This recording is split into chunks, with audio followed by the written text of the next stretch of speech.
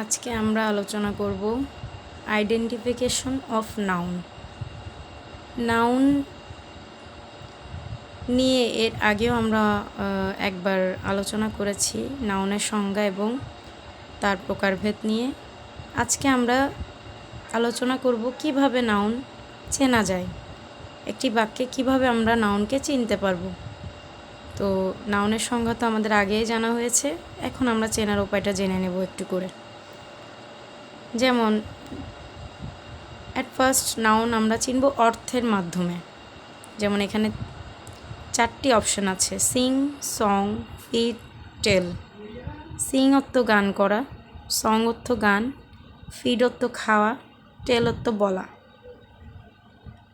এখানে প্রত্যেকটা শব্দই কোনো না কোনোভাবে ভার্বের চিহ্ন বহন করে, কিন্তু এখানে একটি শব্দ আছে যেটা নাউন সিম্বল প্রকাশ করে। যেমন সং, সং অর্থ গান, গান একটা মিউজিকের অপর নাম হচ্ছে গান, বাংলাতে আমরা কি গান বলি। তো এটি একটি নাম, তো এটা নাউন আমরা বুঝতে পারলাম অর্থের মাধ্যমে। এরপর দ্বিতীয়ত সাফিক্সের মাধ্যমে শব্দের শেষে যুক্ত হয়ে সাফিক্স নাউনের অর্থ প্রকাশ করে।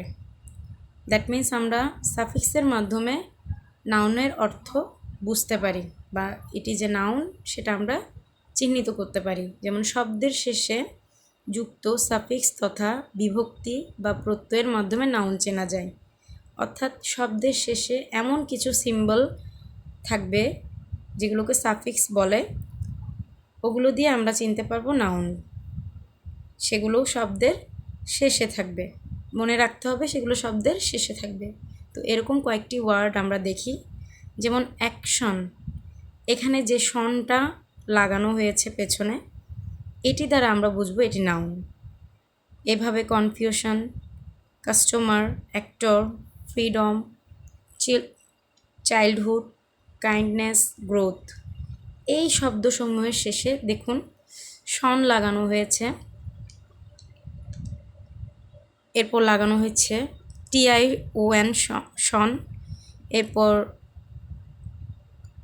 SION shun, ER customer, OR দিয়ে অ্যাক্টর, ডম দিয়ে ফ্রিডম, হুড দিয়ে চাইল্ডহুড, নেস দিয়ে কাইন্ডনেস, TH দিয়ে গ্রোথ, AGE এইচ দিয়ে ম্যারেজ, CE দিয়ে প্রিসেন্স, ICE দিয়ে সার্ভিস, TY দিয়ে ক্রুয়েলটি। দ্যাট মিন্স এই যে সাফিক্সগুলো যুক্ত করা হয়েছে, এগুলো করা হয়েছে একমাত্র নাউন করার জন্য শব্দটাকে। পূর্বে এটি নাউন ছিল না, কিন্তু এই শব্দগুলো সাফিক্স হিসেবে যুক্ত হয়ে নতুন নাউন গঠন করেছে। তাহলে আমরা বুঝতে পারলাম সাফিক্সের মাধ্যমে শব্দের শেষে যুক্ত হয়ে কিছু প্রত্যয় বা বিভক্তি একটি শব্দকে নাউনে রূপান্তরিত করে। এরপর আমরা দেখব ফাংশনের মাধ্যমে কিছু কিছু শব্দ নাউন হিসেবে কাজ করে। যেমন subject, reading makes a man full man. তো এখানে রিডিং এক হিসেবে কাজ করছে সাবজেক্ট হিসেবে, অন্যদিকে রিডিং নাউন হিসেবে কাজ করছে। সাবজেক্ট হিসেবে কাজ করছে, অন্যদিকে রিডিং অর্থ পড়া, এবং পড়াটা হচ্ছে একটা নাউন শব্দ। তো এক্ষেত্রে আমরা সাবজেক্ট নাউন হিসেবে আইএনজি যুক্ত শব্দ নাউন হিসেবে ব্যবহৃত হচ্ছে। এরপর অবজেক্ট হিসেবে দেখুন উই এনজয় ওয়াচিং টিভি। এই যে এখানে ওয়াচিংটা, এটা কিন্তু অবজেক্টের জায়গায় আছে, এটাও কিন্তু নাউনের কাজ করছে। এরপর অবজেক্ট অফ প্রিপোজিশন, কি he goes to school. He goes to school, এখানে দেখুন আমি একটু মার্ক করে দিই, ওয়াচিং, এরপর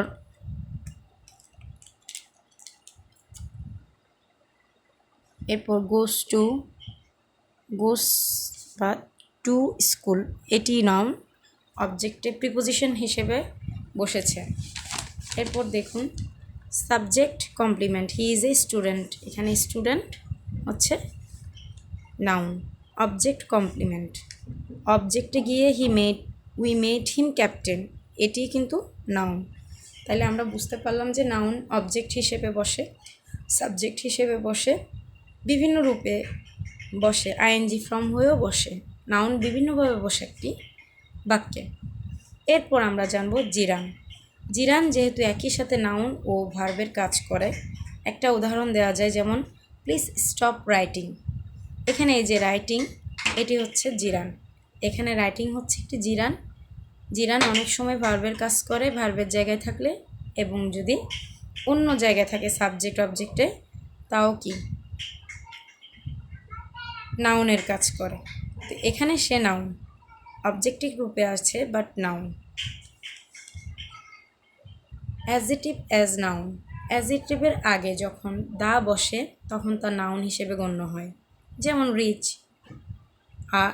যেমন the rich are not always happy. এখানে দ্য রিচ, এই যে রিচ শব্দটা ধনী, এটি কিন্তু একটি অ্যাডজেক্টিভ, কিন্তু এই অ্যাডজেক্টিভের আগে যখন দা যুক্ত করা হয়েছে তখন সেটি আর অ্যাডজেক্টিভ থাকে না, তখন সেটি একটি নাউনের রূপ ধারণ করে সাবজেক্টের জায়গায় বসে।